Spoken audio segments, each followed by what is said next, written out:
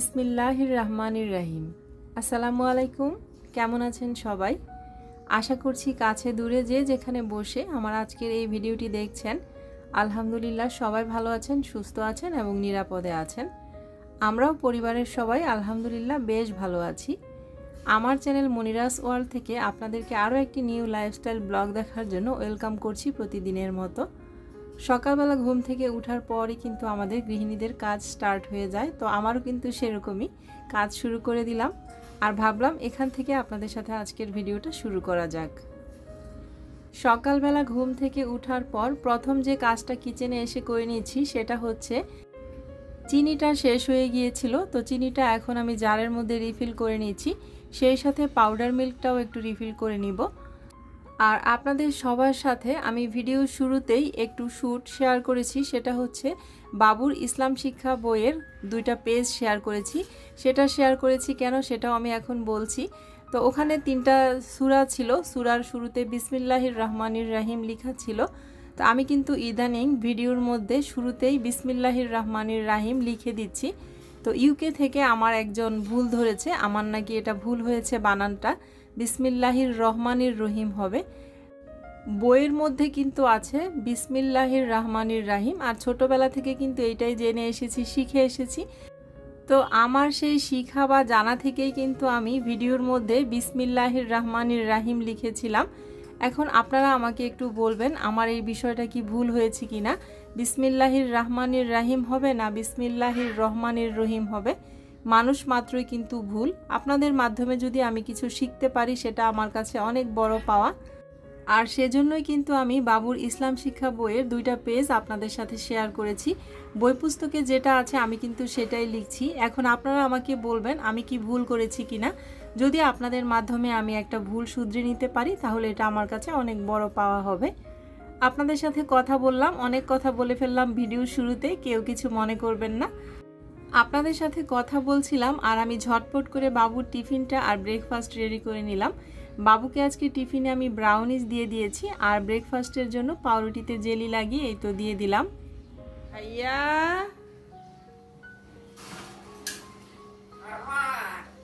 বাবা আরু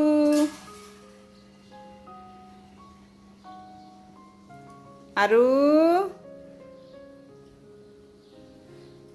আল্লাহ আল্লাহ বলো বেবি, আল্লাহ আরু না আল্লাহ আল্লাহ আল্লাহ বলো, আল্লাহ আল্লাহ আরু আরু আসসালামু আলাইকুম বলো, আসসালামু আলাইকুম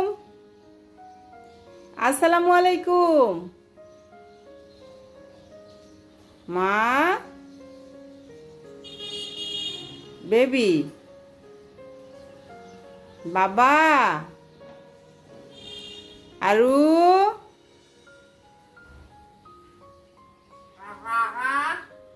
আরু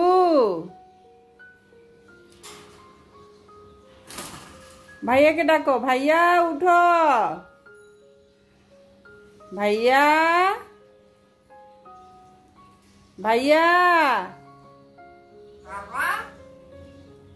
ভাইয়া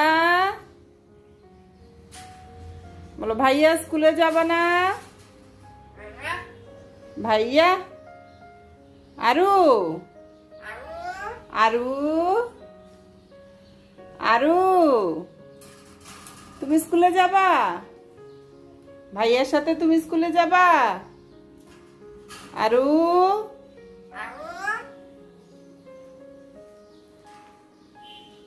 ভাইয়া তো নাস্তা খাচ্ছে, তুমি নাস্তা খাবে? এই যে ভাইয়া নাস্তা খাচ্ছে, তুমি খাবে আরু? জি মা। বাবা বাবুকে স্কুলে পাঠিয়ে দিলাম, পাঠিয়ে দিয়ে এখন গাছগুলোতে পানি দিয়ে নিচ্ছি। তো আমার বেডরুমের সাথে যে গাছগুলো লাগানো হয়েছিল এই গাছগুলো কিন্তু আমার আপুরা অনেক পছন্দ করেন। আর একজন আপু বলেছেন যে আপনার হাজবেন্ড দেখতে চেয়েছিল আমার এই গাছগুলো আমি কিভাবে লাগিয়েছি। আর একজন বলেছিলেন কিভাবে পানি দেই, এটা যেন একটু শেয়ার করি। আমি কারোর নামই এখন মনে করতে পারছি না, প্লিজ সেজন্য কেউ কিছু মনে করবেন না। তো এই তো আমি কিন্তু শেয়ার করছি, প্লাস্টিকের বোতল দিয়ে কিন্তু এগুলোতে পানি দেওয়া হয় এই গ্রিলের মধ্যে দিয়ে। আর গাছগুলো কিন্তু মাশাআল্লাহ খুব সুন্দর হয়েছে, বড় বড় হয়ে ঝুলে পড়ছে, তো একটু মনে হয় কেটে ছেটে দিতে হবে। সবচেয়ে বেশি সুন্দর হয়েছে এই স্পাইডার প্লান্টগুলো। এই গাছগুলো কিন্তু দেখতে মাশাআল্লাহ খুব ভালো লাগে। আর একদম নিচের সারিতে যে গাছগুলো আছে সকাল সন্ধ্যা বা 9টা ফুল গাছ, সেই গাছগুলো খুব একটা ভালো হয়নি। তো এই আর কি, গাছে পানি দেওয়া শেষ করে আমি কবুতরকে আজকে একটু গোসল দিয়েছি। আর অনেকেই জানতে চান আমি কিভাবে কবুতরের লালন পালন করি বা কিভাবে কবুতরের যত্ন করি। তো কবুতরকে পানির যে স্প্রে আছে সেই স্প্রে দিয়ে গোসল করিয়ে দিয়েছি। আর কবুতরের খাঁচার মধ্যে যে পেপারগুলো আছে পেপারগুলোও বদলে দিয়েছি। তো কবুতর লালন পালন বলতে ওদেরকে 2 বেলা খাবার দিতে হয়, পানি দিতে হয়, আর একটু পরিষ্কার পরিচ্ছন্ন রাখতে হয়। আর একজন জিজ্ঞেস করেছেন যে কোনো ওষুধ খাওয়াই কিনা। হ্যাঁ, 2টা ওষুধ খাওয়ানো হয় ডিম পাড়ার আগে আর কি, 5 দিন করে পানিতে মিশিয়ে। অনেকেই জানতে চান আমার এই কবুতরগুলির নাম কি। এখন যে কবুতর জোড়াটা দেখা যাচ্ছে এটা হচ্ছে কোকা, আর নিচের এই জোড়া কবুতর হচ্ছে গোল্লা। তো কোকা, গোল্লা, হুমা, মানে দ্বিতীয়টা হচ্ছে গোল্লা, এই তো এটা। আর এর নিচেরটা হচ্ছে হুমা, আর সবচেয়ে নিচেরটা হচ্ছে সবজি হুমা। আর অনেকেই দাম জানতে চান, এক একটার এক এক রকম প্রাইস, 1500 থেকে শুরু, 2000 3000ও আছে কোনোটার প্রাইস। তো কবুতরকে আমি কি খাওয়াই আপনাদের সাথে একটু শেয়ার করছি। কবুতর কিন্তু সব খাবার খায় না, মানে সব কবুতর আর কি। আমার যেগুলো আছে তারা এই টাইপের খাবারগুলোই পছন্দ করে। এখানে গম, ধান, তারপর 2-3 রকমের ডাল আছে, সরিষা আছে, আরও কি কি যেন একটু মিক্সড করে নিয়েছি, সব কিছুর নামটা এখন মনে পড়ছে না। তবে ওরা ভুট্টাটা খায় না। আমার যে কবুতরগুলি আছে ওরা ভুট্টা একদমই পছন্দ করে না, দিলে ওয়েস্ট করে আর কি, সেজন্য আমি এবার আর ভুট্টাটা নিলাম না। তো এই খাবারটাই 2 বেলা দেই, আর 2 বেলা পানি দেই। কবুতরের খাঁচা পরিষ্কার করলাম, পেপার পরিষ্কার করলাম। আমি যেহেতু আমার ডেইলি লাইফস্টাইল ব্লগ আপনাদের সাথে শেয়ার করি, সেজন্য কিন্তু আমার সংসারের কাজ বা সারাদিন আমি কি করছি সেগুলোই আপনাদের সাথে শেয়ার করে একটা ব্লগ ভিডিও বানাই আমি। আশা করছি আপনাদের কাছে ভালো লাগে। আর এই বক্সটার মধ্যে কিন্তু ইটের গুঁড়া আছে, ইটের গুঁড়াও কিন্তু কবুতরকে খাওয়াতে হয়। তো আজকে কবুতরের খাঁচাটা পরিষ্কার করে পেপার পরিষ্কার করার পর একদম উপরের যে খাঁচাটা আছে সেই খাঁচাটা কিন্তু আমি খুব ভালোভাবে, মানে বাচ্চাগুলি দেখতে পারি না। তো আজকে শ্যুট করার সময় কেন জানি মনে হচ্ছিল বাচ্চাগুলো একটু নড়াচড়া কম করছে, তারপর থেকে একটু টেনশন কাজ করছিল। আর আমি মানে ভয়ে দেখতেও পারছিলাম না যে কি না কি হয়ে গেছে, তো সেজন্য খালার অপেক্ষায় ছিলাম। তো এই তো খালা এসেছে, খালা এসে উপর থেকে যখন বাচ্চাদের ঝুড়িটা নামালো, তো এই বাচ্চাগুলো কিন্তু গোল্লার বাচ্চার আগে হয়েছে, কিন্তু এই বাচ্চাগুলোর গ্রোথ নেই একদমই। একটা বাচ্চা তো ও ধরার সাথে সাথেই মারা গিয়েছে, আর এই বাচ্চাটার এখনও মানে প্রাণ আছে। খাওয়ায়নি, আমার কাছে মনে হচ্ছে বাচ্চাগুলোকে একদমই খাওয়ায়নি। তো আমার খালা আবার একটু হাতে ধরে খাওয়ানোর চেষ্টা করছিল, কিন্তু বাচ্চাগুলো এত দুর্বল, কেমন যেন একদম মনে হচ্ছে যে কোনো দিনও ওদেরকে খাওয়ায়নি ওর মা বাবা। আর এই যে দেখেন একদম চোখের সামনে বাচ্চা দুইটার প্রাণ চলে গেল। কবুতরের বাচ্চা দুইটা এভাবে কেন মারা গেল বুঝতেই পারলাম না, খুব খারাপ লাগছে। এত কষ্ট করি কিন্তু এগুলোর যত্ন করি, মানে আমি আমার নিজের বাচ্চাদের চেয়ে কিন্তু কোনো অংশে ওদেরকে কম দেখি না। ওদের 2 বেলা টাইম টু টাইম খাবার দেওয়ার চেষ্টা করি, মানে আগে ওদের খাবার পানি দিয়ে পরে আমার বাচ্চাদের খাবার রেডি করি আমি। কেন কবুতরের বাচ্চা দুইটা এভাবে মরে গেল বুঝতেই পারলাম না। আপনারা যদি কেউ জানেন আমাকে অবশ্যই একটু কমেন্ট করে জানাবেন, একটু আইডিয়া দিবেন কেন এরকম হতে পারে। তো যাই হোক, এখন চলে এলাম কিচেনে। রান্নাবান্না আমি অফ ক্যামেরায় বসিয়ে দিয়েছিলাম, আপনাদের সাথে আর সেগুলো শেয়ার করা হয়নি। কোনো রকম রেসিপি শেয়ার করছি না, শুধু ডেইলি অ্যাক্টিভিটিসগুলো শেয়ার করে যাচ্ছি। আপনাদের অনেক কমন একটা প্রশ্ন, প্রতিদিনই আমি এই প্রশ্নটা পাই, এই ব্লু কালারের পাতিলগুলো আমার কিসের, আর এগুলোতে রান্না করি আমি কিভাবে। তো এগুলো কিন্তু রাইস কুকারের সাথে পাওয়া আমার 2টা পাতিল। আমি অনেকবার এই অ্যান্সারটা দিয়েছি। তো রাইস কুকারের যে মেশিনটা আছে সেই মেশিনটা নষ্ট হয়ে যাওয়াতে এখন আমি একটাতে ভাত একটাতে তরকারি রান্না করে ফেলছি আর কি। তো এখানে লাউ শাক কেটে দিয়েছে খালা, আজকে অনেক দিন পর লাউ শাক খাবো। আর ভাতের মার কিভাবে ঝরাই এই পাতিলে ভাত রান্না করে বেশ কয়েকজন জানতে চেয়েছেন, কারণ না আমি মনে রাখতে পারিনি, সেজন্য সরি। তো এই যে এরকম একটা স্টিলের স্ট্রেনার নিয়ে নিলাম, আর স্ট্রেনারের মধ্যে কিন্তু আমি এভাবে ভাতটা ঢেলে দেই, আর মারটা ঝরে গেলে তারপর আবার পাতিলে ভাতটা নিয়ে নেই। এভাবেই এই পাতিলের ভাতের মাড় ঝরাতে হয়, এছাড়া কিন্তু আর কোনো ওয়ে নেই। তো এই তো রান্নাবান্না সব কিছু শেষ। এখানে আমি চিকেন রান্না করে নিয়েছি আলু দিয়ে একটু ঝোল করে, আর পাশের পাতিলে হচ্ছে ভাত রান্না করে নিয়েছি। আর এই পাতিলগুলো কিসের জানতে চেয়েছিলেন, এগুলো হচ্ছে স্টিলের পাতিল। আর এটাতে লাউ শাক ভাজি করে নিয়েছি একটু আলু দিয়ে। তো আজকে দুপুরের খাবার হচ্ছে আমাদের এই। তো দুপুরের রান্নাবান্না তো শেষ, এখন আমি গোসলে চলে যাব। আর আমার গরম চুলাটা কিন্তু ক্লিন করা যায় না, গরম চুলা ক্লিন করলে একটু ফেটে যাওয়ার ভয় আছে, সেজন্য গরম গরম চুলাটা আমি কখনোই ক্লিন করি না। তো এখন আর চুলাটা ক্লিন করব না। আর এখানে রান্না শেষে কয়েকটা বাটি এগুলো হয়েছে, এগুলোও আমি ওয়াশ করব না, খালা কালকে এসে একদম ওয়াশ করবে, যেহেতু আমার ঠান্ডার সমস্যা, এখন এগুলো ওয়াশ করা যাবে না। চুলাটা আমি হালকা মুছে নিব ঠান্ডা হওয়ার পর। এখন হচ্ছে 2:40 মতো বাজে, আমরা সবাই খাওয়া দাওয়া করে নিয়েছি। খাওয়া দাওয়া করার পর কয়েকজন আপুর রিকোয়েস্টের কথা মনে পড়লো, ভাবলাম শেয়ার করে ফেলি, এখন একটু ফ্রি আছি। টুইন্স মম ফারজানাস ব্লগ আইডি থেকে আপু আপনি আমার এই স্ন্যাক প্ল্যান্টগুলো দেখতে চেয়েছেন, আর সেই সাথে আপনি আমার এই বাঁশের বানানো টপটাও দেখতে চেয়েছেন। আর আরও একজন আপু, ওনার নামটা মনে করতে পারছি না এখন, ওনারও খুব কোশ্চেন ছিল যে কিভাবে বানানো হয়েছে, রঙের বালতিটা ছোট না বড়। প্লাস্টিকের যে রঙের বালতি আছে বড়, সেই বালতির মধ্যে কিন্তু আইকা যে ঘাম আছে সেই ঘাম দিয়ে বাঁশগুলোকে চিকন চিকন করে কেটে তারপরে এরকম ডিজাইন করে লাগানো হয়েছে। আমি কিন্তু দেখিয়ে দিচ্ছি, আমি নিজে কিন্তু বানাইনি জিনিসটা, আমিও দেখেছি। তো আপনাদেরকে আমি যতটুকু দেখেছি ততটুকু বোঝানোর চেষ্টা করছি। অনেক আপুদের ইচ্ছা ছিল যেন এই বাঁশের টপটা বানিয়ে দেখাই, সময়ের জন্য আপনাদের ভাইয়া এই বাঁশের টপটা বানানো দেখাতে পারেনি, সেজন্য আমি আন্তরিকভাবে দুঃখিত। আর আপনাদের সাথে আমি আরও একটা জিনিস এখন শেয়ার করছি, আপনারা নিশ্চয়ই দেখেছেন যারা আমার রেগুলার ভিউয়ার্স আছেন। এই জিনিসটা কিন্তু আমার আগে দরজার বাইরে ছিল, তো এখন আমি এটাকে এই কর্নারে এনে সেট করেছি। তার একটা বিশেষ কারণ আছে, সেটা আপনাদের সাথে এখন আর শেয়ার করছি না, এখানে শেয়ার করাটা ঠিকও হবে না। তো এখন এটাকে এই কর্নারে দিয়ে এটাকে সুন্দর করে গুছিয়ে নিয়েছি। এখন গুছানোর পর কেমন লাগছে দেখতে অবশ্যই আপনারা কমেন্ট সেকশনে কমেন্ট করবেন। আর হ্যাঁ, মৌসুমী সেন গুপ্তা আপু, আপনি আমার এই গুছানো কাজগুলো খুব পছন্দ করেন এবং খুব সুন্দর সুন্দর কমেন্ট করে সবসময় আমাকে অনুপ্রাণিত করে যাচ্ছেন। অনেক ধন্যবাদ আর ভালোবাসা রইল আপনার জন্য আপু। তো যাই হোক, আপনাদের সাথে গল্প করছি আর অনেক কিছুই শেয়ার করছি। আর এখন একজন আপুর রিকোয়েস্ট রাখছি, আপুর নাম হচ্ছে সাকিরা খানম। তো আপু আমার ফ্রেঞ্চ ফ্রাই কাটার যে মেশিনটা আছে সেই মেশিনটা দেখতে চেয়েছিল অনেক দিন আগে। তো আপু হয়তো বা রাগই করেছে, আপু প্লিজ রাগ করবেন না। অনেক কমেন্টের মধ্যে আসলে সব কমেন্টগুলো মনেও রাখতে পারি না, তাও আমি কিন্তু মনে করে করে অনেকের রিকোয়েস্ট বা অনেকের কমেন্টের উত্তর দেওয়ার চেষ্টা করি। তো আপনি দেখতে চেয়েছিলেন আমার এই ফ্রেঞ্চ ফ্রাই কাটারটা। ফ্রেঞ্চ ফ্রাই কাটারটা কিন্তু আমার হাজব্যান্ড ইতালি থেকে এনেছে, আমাদের দেশেও হয়তো বা পাওয়া যাবে খুঁজলে।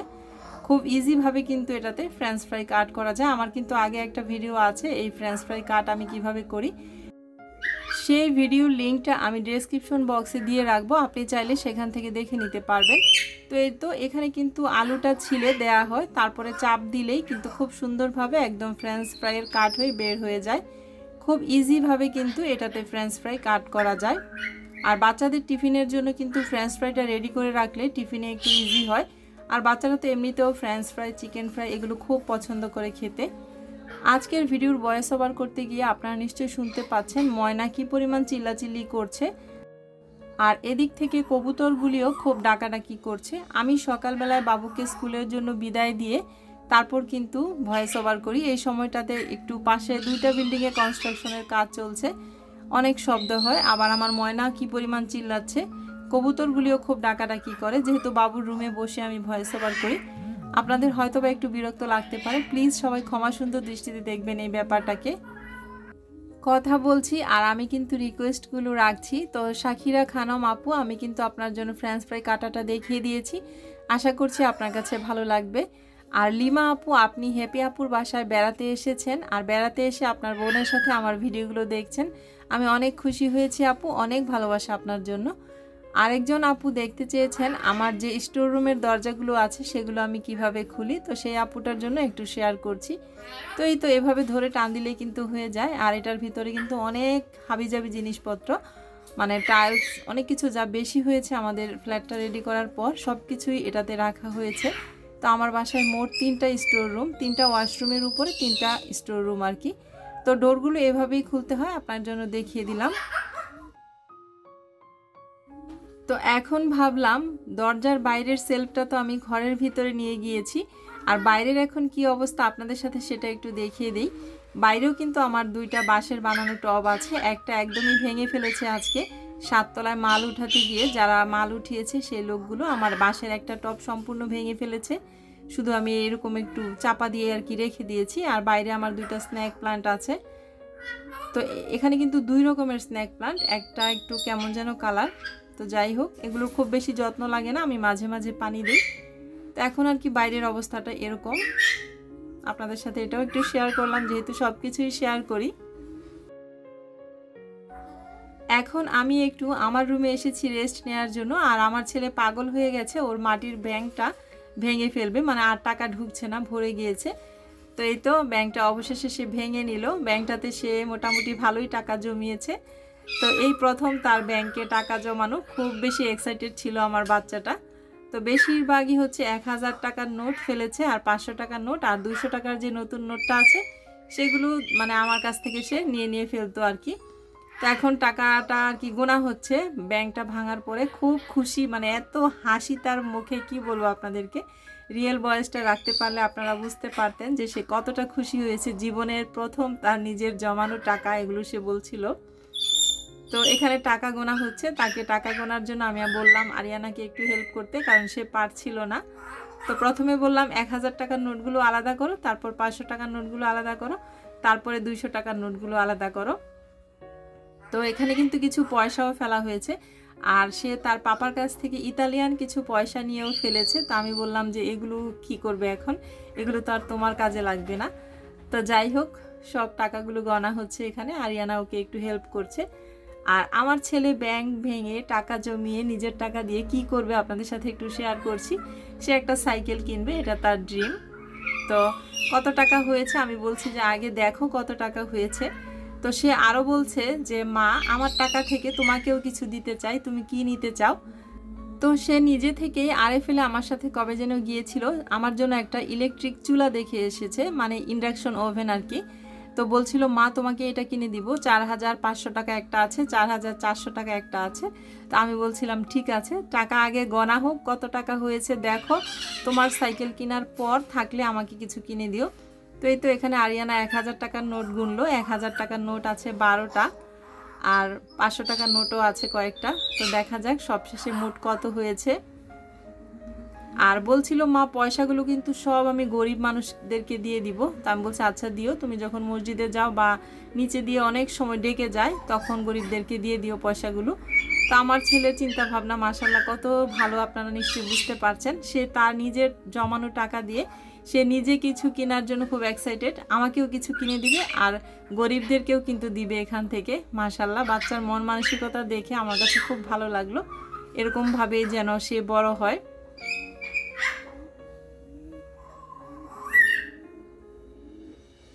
তো ফাইনালি আমাদের সব টাকা গোনা হয়ে গেছে, মোট 18,500 টাকা হয়েছে পয়সা বাদ দিয়ে আর কি। তো আমি আমার ছেলেকে বলছিলাম এই নাও 18,500 টাকা, আর আপনারা ওর মুখের হাসিটা একটু দেখেন, এত খুশি হয়েছে আমার বাচ্চাটা এই টাকাগুলো জমিয়ে। বলছে মা আমার 1 বছরের কামাই। আমি তো হাসতে হাসতে শেষ হয়ে যাচ্ছিলাম। আমি বললাম কামাই কীভাবে, এটা এটা তো তুমি জমিয়েছ। বললো ওই তো আমার জমানো টাকা। ব্যাংকটা ভাঙার পর ওর পাপাকেও ফোন দিয়ে বলল যে পাপা আমি আমার নিজের টাকায় সাইকেল কিনবো। তখন ওর পাপা বলেছে কোনো দরকার নেই, টাকা তুমি রেখে দিও, আমি যখন টাকা পাঠাবো তখন তুমি সাইকেল কিনো। তা এখন বলছে মা তাহলে আমার টাকা দিয়ে কি করব, চিন্তা করেন এখন ওর কত চিন্তা। তো যাই হোক, আমরা এখন চলে এসেছি সন্ধ্যার পর আর কি, মাগরিবের নামাজের পর ইন্ডিয়ান পানিপুরি খেতে। তো 7 নম্বর সেক্টরে লেকের পারে ইন্ডিয়ান পানিপুরি পাওয়া যাচ্ছে, আরিয়ানা কয়েকদিন যাবতই বলছিল। তো আমি বলছি ঠিক আছে চলো তাহলে আজকে যাই। তো মাগরিবের নামাজের পরে আমরা এখন এসেছি। তো এখানে বাবু খাচ্ছে আর কি, বাবু বসে খাচ্ছে আর আরিয়ানা ওখানে ওর ফোনে একটু শ্যুট করে নিচ্ছে আর দাঁড়িয়ে দাঁড়িয়ে ইন্ডিয়ান পানিপুরি খাচ্ছে। তো আমার কাছে কেন জানি মনে হলো ইন্ডিয়ান পানিপুরি কেমন যেন লাগে, বেশি একটা খেতে ইচ্ছে করলো না, আমি নিয়েও নি। আমি চটপটি অর্ডার করেছি। আর এই তো এক একটা মাটির পাতিলের মধ্যে, মাটির পাতিল না সরি, এগুলো কলস, জলপাইয়ের টক, মিষ্টি টক, পুদিনা পাতার টক, ঝাল টক, দই টক, বিভিন্ন রকমের টক দিয়ে আর কি এই পানিপুরিটা খাওয়া হচ্ছে। তো আমি বাবুকে বললাম কেমন খেতে, বাবু আবার বসে খাচ্ছে। তো বাবু বলল যে মা খুব বেশি ভালো না, একবারের জন্য খাওয়া যায় কিন্তু দুইবার আর খেতে ইচ্ছে করবে না। তো যাই হোক, এই আর কি অবস্থা। তো সব মিলিয়ে এই ছিল আমাদের আজকের ব্লগ ভিডিওটি। আপনাদের কাছে কেমন লেগেছে অবশ্যই কমেন্ট সেকশনে কমেন্ট করবেন। আর ভালো লাগলে লাইক কমেন্ট শেয়ার করবেন, সাবস্ক্রাইব করে আমার পাশেই থাকবেন। মনিরাস ওয়ার্ল্ডের নেক্সট একটা ব্লগ নিয়ে আবারও দেখা হচ্ছে আপনাদের সাথে খুব শীঘ্রই। কোনো ভুল ত্রুটি হলে ক্ষমা করবেন প্লিজ। আজকের মতো বিদায়, আল্লাহ হাফেজ।